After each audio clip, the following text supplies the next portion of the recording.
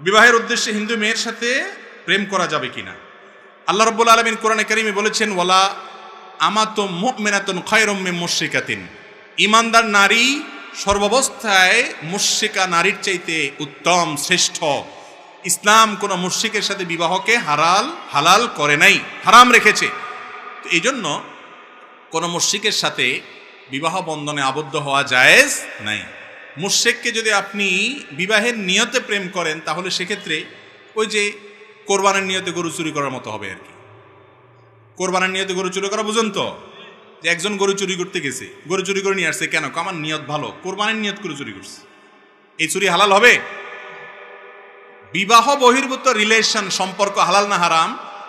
নবী করিম সাল্লাল্লাহু আলাইহি ওয়াসাল্লাম বলেছেন, বুখারীতে এবং আবু দাউদে হাদিস বর্ণিত হয়েছে, 4টি কাজ হারাম, অথচ মানুষ সেগুলোকে কিয়ামতের আগে এক সময়, এমন একটা সময় আসবে মানুষ হালাল মনে করবে।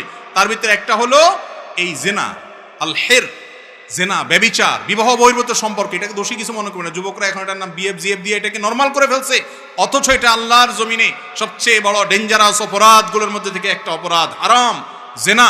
এর কারণে আল্লাহর আযাব এবং গজব নাজিল হয়, সাংসারিক জীবনে শান্তি হয় না। আমি একটা কথা সবসময় বলি ভাই, আবেগ ভালোবাসা এটা হলো সফট ড্রিঙ্কসের মতো, 7 আপ, পেপসি, আরসি, এগুলো দেখছেন না? এগুলোর যে ঝাঁজ, এই ঝাঁজটা খোলার পরে কি অনেক সময় থাকে? খুলে ফেললে একটু পরে আস্তে এটা নর্মাল পানির মতো আস্তে আস্তে হয়ে যায়, তাই না? আবেগ ভালোবাসা এরকম। যুবক ভাইয়েরা, এই ভালোবাসাটাকে ধরে রাখেন, এটাকে ধরে রাখেন।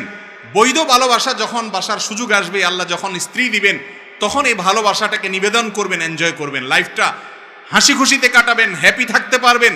আর অসময় ইটিস পিটিস করে ঝাঁজ নষ্ট করবেন, আবেগ নষ্ট করবেন, সময় মতো বিয়ে করবেন, তখন দেখবেন পুঁজি শেষ। কথা কি বুঝাতে পারছি? এই জন্য যেগুলো এই বিবাহ বহির্ভূত সম্পর্ক করে, এগুলোর ম্যাক্সিমাম দাম্পত্য জীবনে শান্তি থাকে না, ঝগড়াঝাটি লাগে। দেখেন ওই যে প্রেমের টিচার যারা, এই অবৈধ সম্পর্কের যারা প্রশিক্ষক, নায়ক নায়িকা, গায়ক গায়িকা, বিভিন্ন মডেল, তারকা, এরা আপনাদেরকে নাটক সিনেমা দেখায় কেমনে বাপ মার সাথে বেয়াদবি করে, সমাজের কথা না শুনে, আল্লাহর কথা না বাদ দিয়ে, আল্লাহর কথা বাদ দিয়ে তারপরেও ধরি পালায় যাইতে হবে, যাইয়া প্রেম জয় করে ফেলতে হবে, এসব আকতা কুকতা দেখায় না এরা। এগুলোর এক একটা দেখবেন বিয়ে 6 মাস টিকে, 4 মাস টিকে, আধা বছর টিকে, 1 বছর টিকে, আইজো ধায় কাইলো ধায়, এক একটা 4 বিয়া, 5 বিয়া, 7 বিয়া হয়। শান্তি এদের জীবনে হয় না, কারণ শান্তি আল্লাহ তাআলা এখানে রাখেন নাই। যারা আপনাকে প্রেমের ট্রেনিং দিচ্ছে, ও নিজেই প্রেম করে শান্তি পায় না, আপনি কোত্থেকে পাবেন?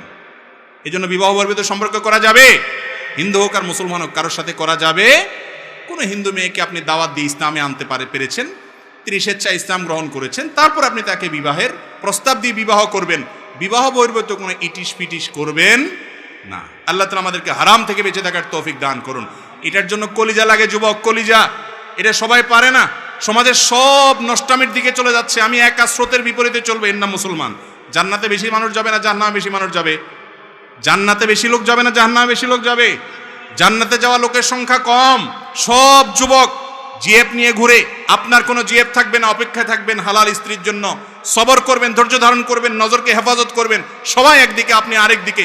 ইনশাআল্লাহ আরশে আজিমের নিচে কিয়ামতের দিন ছায়া পাবেন।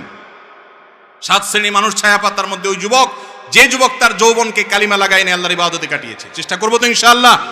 শয়তান আমাদেরকে জাহান্নামে নিতে চায়, আমরা চ্যালেঞ্জ ছুড়ে দিব, আমরা মুত্তাকি হব, পরহেজগার হব, ভালো মানুষ হব, সৎ হব। মনে রাখবেন, অসৎ মানুষের অভাব সমাজে নাই, সৎ মানুষের অভাব আছে। যেটার অভাব সেটার দাম বেশি থাকে। আপনি দামি মানুষ হন, হারাম সম্পর্ককে না করেন, তওবা করবেন তো যুবকরা ইনশাআল্লাহ। যত রিলেশন আছে অবৈধ, সবগুলোকে কাট করে দিবেন শুধু আল্লাহকে খুশি করার জন্য। সাথে সাথে দেখবেন আল্লাহর সাথে একটা রিলেশন, একটা আত্মিক সম্পর্ক হয়ে গেছে। আল্লাহ আমাদের তৌফিক দান।